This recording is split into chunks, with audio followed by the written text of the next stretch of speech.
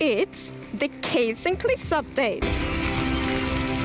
Hello, I'm Toycat, and at Minecon Live we learned for the first time about the 1.17 update with its curvaceous caves and its courageous cliffs, but what you might have missed is so many of the minor features that were showed off while they were talking about, for instance, the Lush Caves, because for instance, in the first 3 seconds of this clip, you might have missed how the dirt under that tree right there is actually not normal dirt, it's actually azalea dirt. This is a brand new block that spawns underneath the new tree type, and I figured given just how many small features there are like this in there, let's go through every single one of them and give my opinion and kind of analyze the whole update, every single thing we've seen so far, which by the way, it's confirmed that isn't the entire update, but let's talk about every single caves and cliffs update feature so far, starting with the Lush Caves. So as you can see, you jump down and you go into these Lush Caves, and wow, aren't they so beautiful, their vines and stuff. A lot of the blocks in here are going to look familiar, the vines and the kind of grassy looking blocks and stone and clay being one of them, but some things that aren't familiar are right in front of us. The glow berries, as you can see, those little yellow berries are going to be a brand new type of food. They do produce some light, that's why these Lush Caves are so bright despite no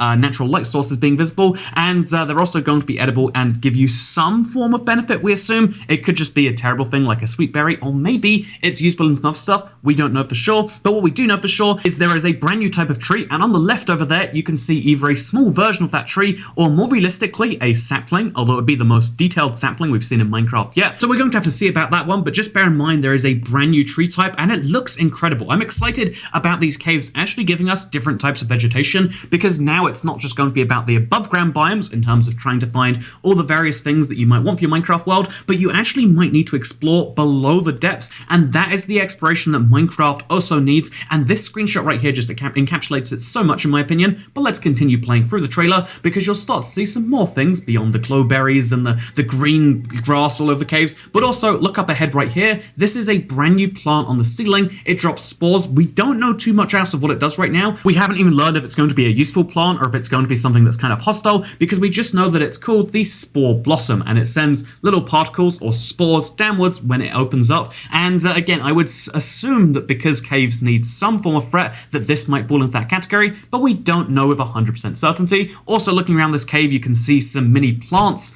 in the water right there in that little cave.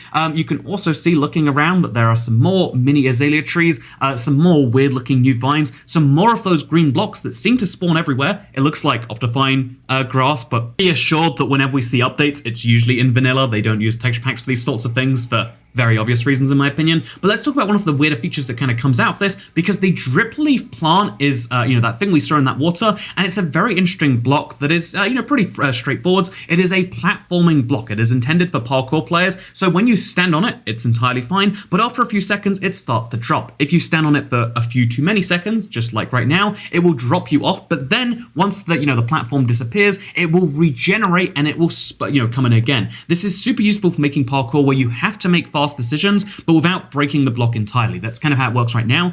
The way they put it is it's self-regenerating parkour, and I love that. I love that somehow a cave feature, part of the Lush Caves, has turned into a thing that will allow map makers, will allow people making parkour for their friends or, whoever else, can actually do fun things. I really am curious about how this interacts with mobs. Like, will a zombie wear down the platform? Because that would be a whole nother level. I'm curious about the wait time before it does regenerate, because we haven't seen that either. But the idea of this block is something I really love. It's so simple, but it is so delightful in my opinion, and it's a great example of a good feature. So that was the Lush Cave. That is one of the new cave biomes, because cave biomes are coming in this update. They are making it so when you go into a cave, that cave is going to have a lot of different feels, kind of like how the Nether has biomes now. Caves are going to have biomes too. When they update features, they love to add biomes, and I think that's super interesting, because the cave biome and the cave size are two brand new modifiers that are coming into the game that are entirely independent of each other. So let me show you right now this improved cave generation, which is an example of a large cave, not even the largest cave that Minecraft can get, just like a large type of cave. And let's look around this one, because you can see how, okay, this is a cave that looks like one you could probably expect in Minecraft right now, but the key difference they're showing off here is that you can find local water levels now, which means certain caves will be flooded at the bottom, which means you have to swim through part of the cave to get to the rest. This is a big risk, of course, because you don't know if there's going to be more cave or if you're going to drown, so, water and breathing potions, etc., will be more valuable for certain types of caves. And as you can see, there's rewards sometimes because there's diamonds over there to his left. However, if we keep on going on, you can see when he does eventually resurface over here, that we're in a different looking cave entirely because, different cave types can link together pretty seamlessly. And here you can see one of the, again, like look how tall this cave is compared right now. Look how wide this cave is compared right now. And then look what happens when the two things combine. This is a giant cave compared to what we've seen and what we're used to. But what's crazier is it gets even bigger. This, I assume, is the biggest type of cave that Minecraft intends to do because it's so beyond what, most mods even do. It's so beyond what we have as far as Minecraft caves are right now. This is an entirely new class of thing coming to Minecraft altogether. It's insane looking, and it's combined with that local water level to make a kind of half-flooded cave, a cave that you ideally would actually boat across. I love that. That is a whole new layer of exploration because now the biomes above your world, the interesting things up there, are also going to line up with interesting things below the world, and it just adds it makes Minecraft effectively 3D in what you can explore. It's not just mob spawners, it's not just abandoned mineshafts and fun things like that. Caves are now going to be a major source of adventures in Minecraft, and that is incredible. The game is called Minecraft. We haven't had a mining update in a while, but you better believe they have managed to deliver, and my god, look at this little boat ride and how they've delivered. So there's a brand new thing that they said it was a brand new thing called rafting, where basically, you can ride boats down cliffs, and it sounded like a brand new feature, but from what we can see right here, it's actually just you can ride boats down waterfalls. Waterfalls will now naturally generate on purpose. It's no longer a feature where it's like, sometimes water is in caves. No, water is now an intentional part of caves. Waterfalls are an intentional thing that will always lead you down. So get a boat, head down, and you can get down to the caves. And my god, by the way, you can see just how deep some of these things are. Let's show you another cave type. So this is a second cave biome, the Dripstone Caves. These caves are obviously using a lot of the images and the ideas that we've shared of these stalactites and stalagmites. It shows how much they listen to us as a community because these feel like a thing that you wouldn't be able to add into Minecraft and have them feel natural, but I reckon they did a really good job right here. They're obviously still under development. They're going to be changing the texture before the final release. They've even clarified for these stalagmites and stalactites, but again, the fact that they make these caves so exciting, the fact that they're even trying to add little gameplay features, like for instance, the stalactites, the one on the ceilings, will drip and you can fill up a cauldron using that. It's tiny, small details like that that make me love these Dripstone Caves. And, I want to show you again because this is just such a cool looking cave. It's obviously a big cave too, but it's a fun looking cave that actually has obstacles and dangers and spikes within them. We have spikes in Minecraft now. You might have missed that, but when the zombie falls onto it, that is proof that there are in fact spikes that you can make and you can use to hurt mobs or whatever else. That is fun. That is cool. There are going to be a lot of traps using these, and I love that on a great level. But you know what? It's not just the Lush Caves and the Dripstone Caves and the default caves we have right now. That's 3 biomes, but we have a 4th biome that we saw shown off. These ones we're calling like the Deep Dark Caves for now. There's no official name because they're instead focusing on the mob that comes within them. But before we focus on that mob, by the way, because it is a very interesting mob, lots of people like it, but let's focus on the fact that this cave, the Warden's Cave, we can call it for now, sure. The Warden's Cave is super interesting because of the fact that it uses a brand new block. Again, it looks like a texture pack, you might argue. I've seen a lot of people be like, why would they use a texture pack for Minecraft Live? I don't think they did. This is a brand new type of stone. Again, whether you want to call it limestone or deep stone, whatever it's going to be, I think it's deliberately designed to make these caves more challenging. Maybe it makes noise when you walk on it, or maybe it is harder to mine. I mean, these are deep caves. These are scary caves. These are caves with a lot of risk in them. When you make a noise, there's a dangerous mob with so much health, by the way, that can spawn. Wouldn't it make sense if instead of just being a weird aesthetic block that spawns only down here, there was maybe some extra reward for mining? So, in exchange for the blocks being longer to mine, maybe by a significant amount, not as long as obsidian, but let's just say it takes 4 times as long to mine as stone, but then you can find more ores down here. There are higher concentrations of diamonds, there are higher concentrations of copper, and whatever else you're looking for, gold and iron, etc.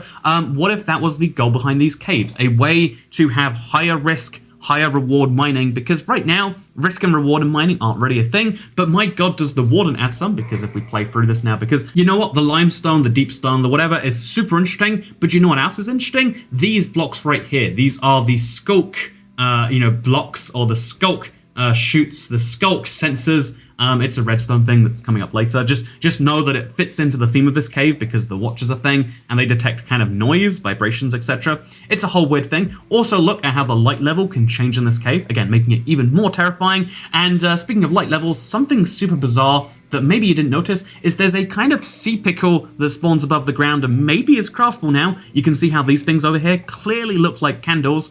I don't know if they'd be naturally spawning or if you could place them yourself, or if maybe there's a benefit to holding them in your hotbar.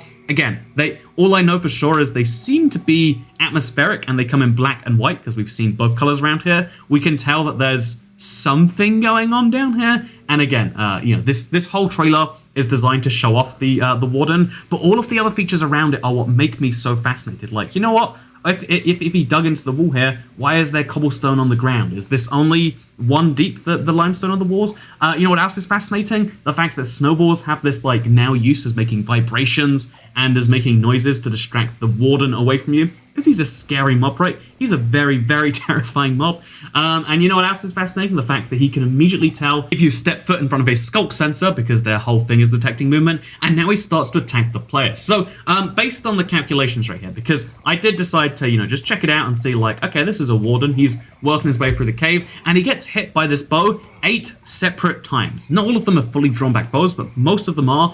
6 of the times are the bow and then 2 times with a netherite sword. This is an enemy that doesn't die in 8 hits. 8 of them. You can count them if you really wanted to confirm that one. And it's a mob that does 6.5 hearts of damage on its first hit against the player wearing full netherite armor. You can confirm that, not just because they said it afterwards, but also look at his armor bar right now. That is, 10, armor things. Armor right now does 8% per individual point, which means that he has 80% protection against attacks, meaning even with 80% protection, he still took 6.5 hearts. This is one of the biggest sources of damage in the game, and it means that if you aren't armored up, then you would take 65 damage, i.e. 32.5 hearts of damage. In other words, a one-hit KO. And that even means that if this is on hard difficulty and they're just trying to make it seem super hard by playing on the hardest difficulty where it does the most damage, because if you don't know, mobs damages is more on hard. Usually it's like 50% damage easy, 150% hard, 100% on normal. Even if that was hard difficulty, it would still do 22.5 damage on easy, a one-hit KO against any player that is unarmored or has very light armor. And even if you had full netherite armor on easy, you would still die in 4 or 5 hits. That is the level of power this guy has. You need to wear protection enchantments before you can feel anything close to safe, and even then that's not really safe. On this difficulty right here, having full protection for enchanted netherite gear would still mean that you die in 8 hits, and again, this could be normal difficulty, which means there would be even less than 8 hits on hard. That is the level of power this mob has. This is unlike anything else we've seen, and it's not a boss mob, they've confirmed. It's just another mob that is in the game, and it's designed to make these caves extra terrifying, and clearly it does the job. This is not something, I repeat, this is not something you can do on your first night. Again, it just is too hard for that. This is a mob that you want to let pass until you're very, very, very prepared. And even when you're very, very, very prepared, it's probably still better to let it pass. I hope there's a good drop to compensate for that. But maybe the whole idea is there isn't a good drop. It's just there to be a nightmare to face. So speaking of things that are a nightmare to face, Skulk Sensors are a brand new type of block that can effectively be redstone despite the fact that they're very natural. And let me show you some of the use for that, because it's super interesting to look at. This right here is a Skulk sensor, and this is a Skulk block that makes the signals for it. And when you combine these things together, you can do some very bizarre things, because this is effectively a form of wireless redstone. So if we see right here, here is a Skulk sensor next to a piston. As you can see, when the piston moves, it makes a kind of vibration that activates the Skulk sensor, which activates the piston. Then if you put some wool in between, it's one of the few things that can stop those vibrations. I don't know why wool, I mean whatever, it makes sense. So that way it doesn't go on an endless repeat if you want to have it just happen once. And here's them proving that same message. What this allows you to do, as you can see, is the lever is functioning despite no redstone connecting it to the Skulk sensor, because the Skulk sensor is detecting it based on its, vibrations or whatever. This effectively means no redstone is required for that lever to work. It is incredible to look at, and again, the possibilities are wild. Now we can have redstone contraptions that don't require every single block to be covered in this thing, which means that entirely new designs are possible. Here's a super dumb one, but I like it anyway. They just use this wireless redstone idea to make a, like a thing that sends a bunch of signals out and makes a firework detonate all the way up there. No redstone, no blocks required in the air right there, which means you can send it across, say, a cave where a player is. The number of things that you'll be able to do naturally with redstone is incredible, and although I don't really want to comment too much on what is clearly not my particular foray and expertise into Minecraft, I love playing around with redstone, but I'll admit there are people so much better at redstone than me that it makes it not even a contest. I want to see what those people can do within, just a few minutes of the update being out, because again, the limitations that we've had in redstone have for so long been you need that physical path of some form, and now that is being removed and you can do it over the air. We've gone from wireless, we've basically got Wi-Fi for redstone now, if you want to put it that way, and the possibilities are really going to be fascinating. Speaking of things that are fascinating, you know what? I don't think this is the most fleshed out feature, but people are going to love it anyway, because who doesn't love goats? They officially showed off goats for the first time. That is the mob we voted for at last year's Minecon Live, and they're not coming until this update comes out in summer of 2021, by the way. So it's going to be a long time between when we voted and when they're added, but they look pretty great as a result. I wasn't expecting them to look so great with their little baby goats right here. They've got a fun attack. They've got a really cute jump. I mean, they've got one of the highest jumps for natural mob, so keeping them in a pen is going to be incredibly hard, so that's going to be fun. Again, until we know what they drop, until we know what they do, until we know what value they have to the player, it's just a cute mob, but it's worth keeping in mind. Also worth keeping in mind is this is the new mountain generation, so we did just get a screenshot. If you've seen this online, you're like, why is everyone just showing a screenshot? Why can't we see a video? Even at Minecon Live, the video show, they only showed us this as a screenshot, but let's comment on what we can see right here. Anyway, you can see there is height-dependent generation, so if you look on the mountains, you can see how the trees are only generating up to a certain point, and they actually generate much more depending on how low down it is. So the highest tree you can see on the right there is like halfway up the mountain, let's say 2/3 way up the mountain. Anything after that is no longer made from no longer trees will spawn there. And also you can see how snow spawns. Actually, it looks like less as you go far up the mountain, but these things will change as you go up the mountain. Also, instead of having flats as the majority of mountains now, there are going to be mountain peaks. There are going to be flats presumably too, based on that goat thing, but this is what mountains, they want to make them look like at least. There is a very key concern that Minecraft Bedrock right now cannot support height that goes over 128 most of the time, so it seems as though, there's two ways you can take this. Either this is going to be how they look on Java, and we see some GIMP version on Bedrock, that's what I hope is not true, or maybe because, we saw how in October, just before they announced this, they discontinued a bunch of older Minecraft Pocket Edition devices that, like with less than 512 megabytes of RAM, stuff like that before the iPhone 5S. Lots of very old devices that somehow were getting Minecraft updates. They said they will not be getting 1.17. That will be the first update they won't get, and maybe they know that this is going to be a big performance requirement, and they're just kind of building that into their plans. However, if that is the case, then this is huge news for Bedrock, because not only will mountains look like this on both platforms, which is great news, but Minecraft Bedrock can finally get height that goes above this in other biomes too. It makes no sense that if they can make it look like this in mountains, they can't make it look like this in Savannah biomes and jungles and all the other things like that, and that is wonderful and great. Also, just one final clarification. This is technically true right now, but I think it will finally become true in the community. Right now, Extreme Hills are not called Extreme Hills. They're officially called Mountains on the Java version, although no one calls them that, just how no one calls Mesa the Badlands. But after this update, I think they would really start pushing the new Mountains name. And so just bear in mind, this is actually not just the new Extreme Hill generation, it's the new Mountain generation. And again, there's lots of little asterisks on this, but it's cool in my opinion. Speaking of things that are cool, brand new ore. So this is copper ore. It's the first and only brand new ore that they've revealed so far. It looks super interesting to find it in the wild, right? So it is kind of like iron or whatever. When you mine it, it drops itself. Presumably you have to smelt that up later, and it's going to make copper, something we know makes quite a few things right now, including these copper roofs or whatever. We're going to dive into copper and what it does as a block later. But for now, let's hear about how copper actually spawns in the wild, because it's a big change to how mining is going to work. It's the first ore that sounds like this, but let's let Lady Agnes tell you. But copper is different. So imagine that you are out mining, and you see copper ore. So you're like, okay, I'm gonna mine the copper. And then you see some stone. It's like, they look a bit different. So you continue to mine, and then you find another copper ore. And you probably go like, okay, I think I found a copper vein. So we're actually adding ore veins to Minecraft. And like, they really add so much to mining. It gets so interesting because it's kind of like following a trace when you mine, and they tie so well to the pillar we have about adding strategy to mining. Yeah. That right there is confirmation that ores are now going to spawn in veins, as well as just in the little chunks of 4 to 9. You're going to be able to tell that when you find one type of an ore, you might be able to find more. This is actually something I suggested in a video a very long time ago, one of my cave update ideas, and it's one of the coolest ideas I'm glad is coming to the game, because it lets you know that, yeah, you're in the right area to find more of the thing, and that adds a serious skill element to the game, because you actually want to look around when you find something. That's how it works in the real world. You know, California is filled with gold. I'm in Nevada. It's called the Silver State because there's a lot of silver around here, apparently.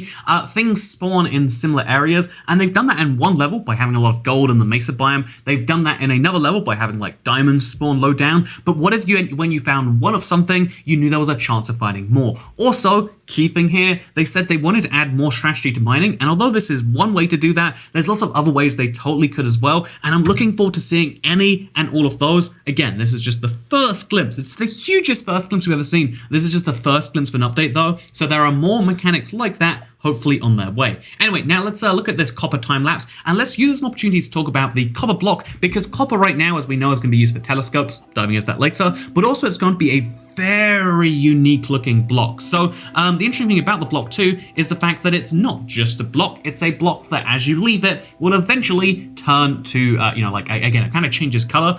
This is how it works in the real world. If you expose I think it's copper to water, like in the air, like high humidity areas.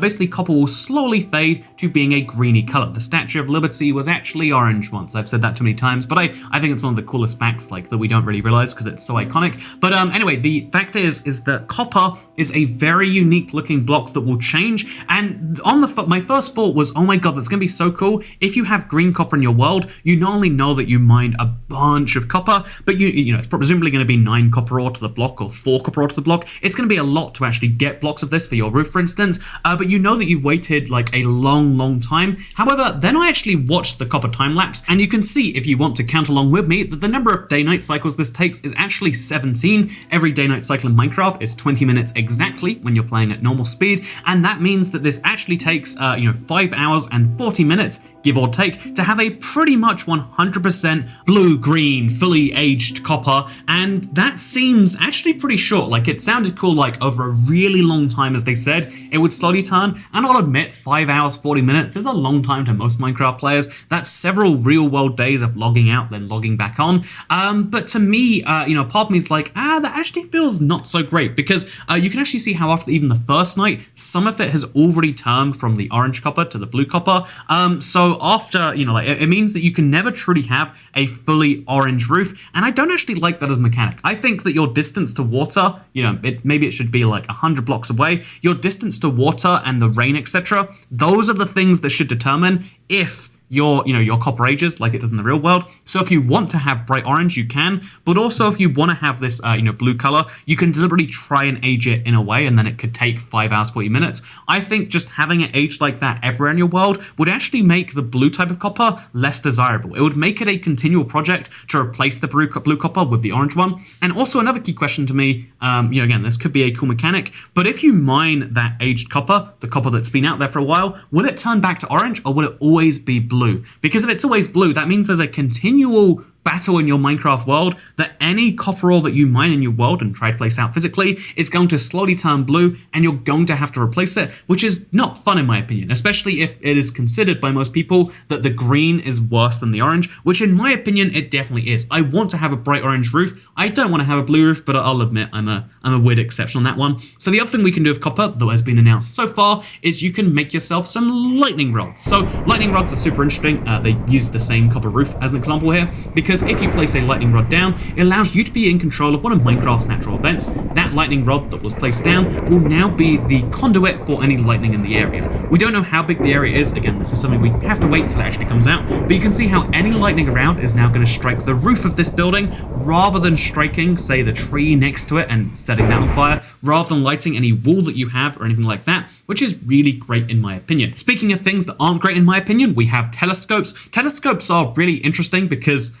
they are a block that replicates a mod that exists already, Optifine's kind of zoom function, but it replicates it by making it a physical block you have to craft. It's a physical thing item you have to craft, then you have to use the item, and then it gives you this tiny circular field of view. Right now I look at the telescope and I go, haha, yeah, that's not really going to work. I hope I'm wrong. I hope they make it better. I think there's a few things they could do to it. I think just having the telescope in your inventory and it working at any point in time would be great. I think just being able to zoom in like you do with the Optifine. I think there's some ways to do this, like having a render distance extend might be wonderful, but if it's just going to stay how it is, I am not overly hyped about the telescope, but you know, it's a fun option to have, I guess. If you are curious about how the telescope is crafted, it obviously uses some copper, but it also uses some crystals. How do you get crystals? Thank you for asking. Well, you go down below your ground, and one of these structures you can now find is an Amethyst Geode. It's kind of like a biome structure combination. It's weird, we don't fully understand it yet, but the interesting thing about the Amethyst Geode is it will have a bunch of these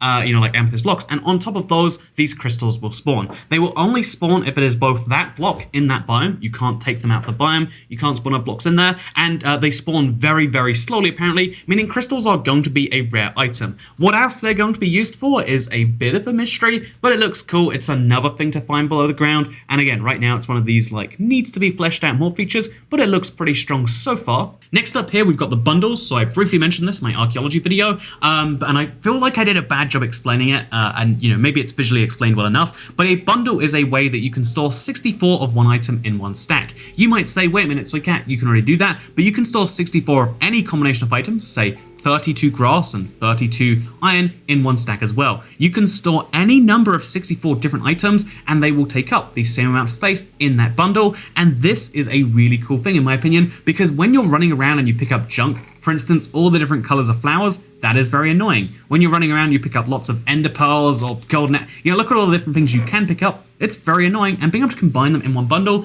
is really, really cool. But there is a key clarification that we don't know yet, and that is whether you can pick up individual items, you know, like for instance, a diamond sword can't be stacked. Can I put a diamond sword in my bundle? Can I store 64 diamond swords or 64 diamond chest plates? I guess netherite chest plates, sure. Can I store those things in one stack? Because that is going to be a key measure of whether it's amazing or just pretty useful. I guess because this is designed for the early game, you can tell if we rewatch it, they're like, oh yeah, they've got iron tools in their inventory. They've only got a diamond helmet for some reason. You know, that's a weird piece of armor. But you can tell looking at this, like, yeah, actually, this is clearly designed to be an early game item. It's probably going to be craftable using very basic items. Maybe, you know, for instance, leather and copper, or just leather by itself. You know, there's a few ideas, leather and string maybe. I wouldn't hesitate to say that these are going to be so useful that some people might even say they're too, you know, higher power levels. Some people might say that it's too strong early in the game because it makes inventory management just too darn strong. But as someone who is just so bad at inventory management, I am so on board with the bundle. I love this. I think it's great, and I cannot wait to have 10 of them in my inventory at all times, just to store all the junk that I pick up, but I have a real hoarding problem and I don't want to throw away. And yeah, I'm looking forward to this. So the bundle is a brand new item that allows you to store lots of new items. Also, something I spoke about yesterday, you probably saw it, was the archaeological excavations. So this is a brand new thing. So there's two types of brushes right here. First of all, this is a brand new structure that you can find around your Minecraft world. And if you go around that structure and you brush off certain blocks, usually dirt and gravel it seems, you can find rare artifacts. What are those artifacts?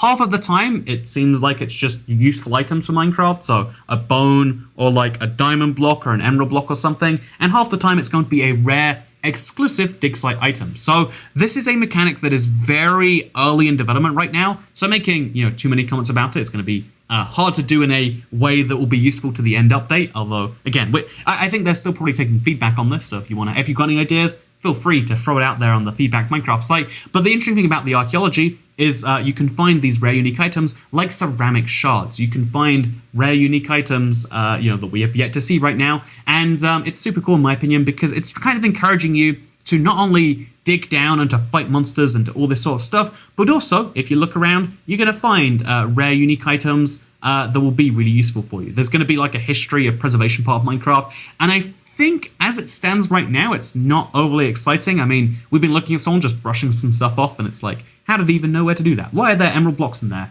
And, you know, the way they described it is like, you get to build your own stories, which sounds fun, but what story can you build from ceramic shards and an emerald block? We don't know so much of that right now, but what we do know is that there's a key customization element coming out of this. You can take some of those ceramic shards and you can make your own pots with them if you really want to. So here's the dig site, just kind of overview if you want to see it one more time. And yeah, let's go from here to just looking at the pots and being like, oh yeah, you can place your own patterns on there. You can make your story of how there's a tree next to a cow, or how, in the case of this one right here, there's Alex is fighting a skeleton and the dragon's chasing her. Again, it's meant to be a story-making thing. I am really curious about how much players will like it. I think the great mechanics are going to come from the side of this. I think just making ceramic pots isn't that fun by itself, but if they give us a great enough reason for the pots, then maybe people will be on board. If they're more customizable, not just in historical ways, people might love making their own custom pots, because this is an item that has so much customization, but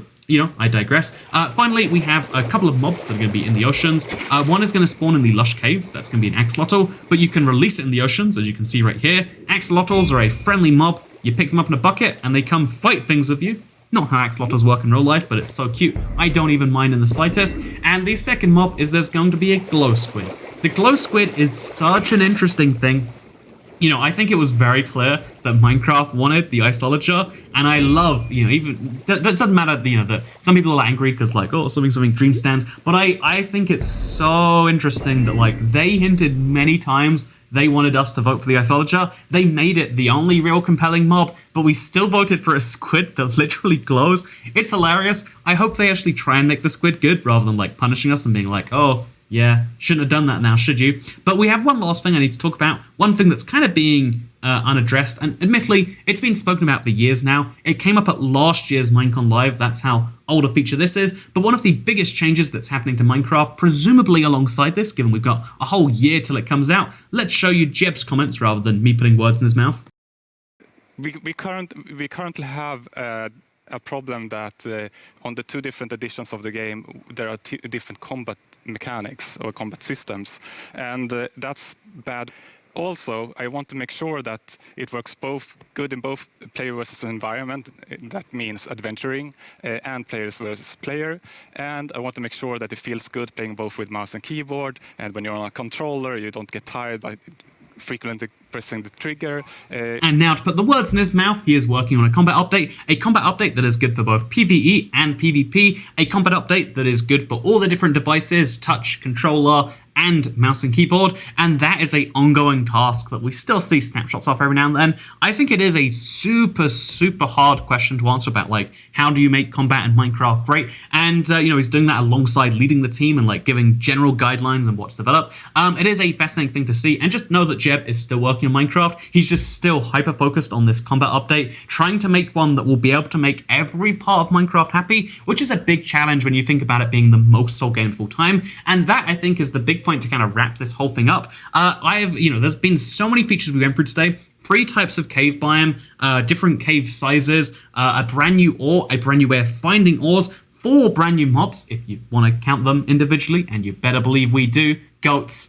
the warden, axolotls, and the glow squid. Already, by the way, and the fact that we know there's going to be more, the fact that we know many more features and biomes and stuff like that will be coming out, makes this really seem like it's going to be the biggest update. And we almost say that every time, but for the last 3 big updates in a row, Buzzy Bees didn't exist, but for the last 3 updates in a row, we have been correct about that, and so that's where the curiosity from this whole thing comes from. I love that for this update, they have really dove and looked into what the community's been saying, and this update has been like a year in the works. we said how Minecraft is a good idea for their next couple years worth of updates. A lot of people were, like kind of hinted, a few insiders have told me now that like last year's Minecon Live is when they, like knew that the cave update would be a thing. And it's like, man, this has been a secret that's been kept for like a year and something now. That is incredible. And I really hope that that amount of time and development and all the meetings and all the discussions and everything else about that will lead to the best update we've ever seen. Mine is finally getting an update, and now we can finally call it Minecraft as opposed to Craft. I mean, no one called it Craft. But you know what? We should have called it Craft because we didn't have a cave update. But now I can't even rant about the lack of a cave update because in summer 2021, we shall have one. I am so excited about this thing. I think that there is going to be a lot of depth below the ground, if you forgive my pun. There's going to be a lot of depth below the ground. There's going to be a lot of changes above the ground. And Minecraft is going to get better in a way we haven't seen before. They could have sat on their laurels. They could have not updated the game for several years and it would still be the most popular. But they are going bigger and better than ever before. And, in a year like this, we kind of need something like Minecraft being like, yeah, we're making Minecraft great again. And that is all I want in the world. Speaking of things that I want in the world, if you enjoyed this super long breakdown video, you can subscribe, perhaps with notifications turned on, to see more of these videos daily on your homepage. Thank you very much for watching though, because I'll see you all next time. Goodbye.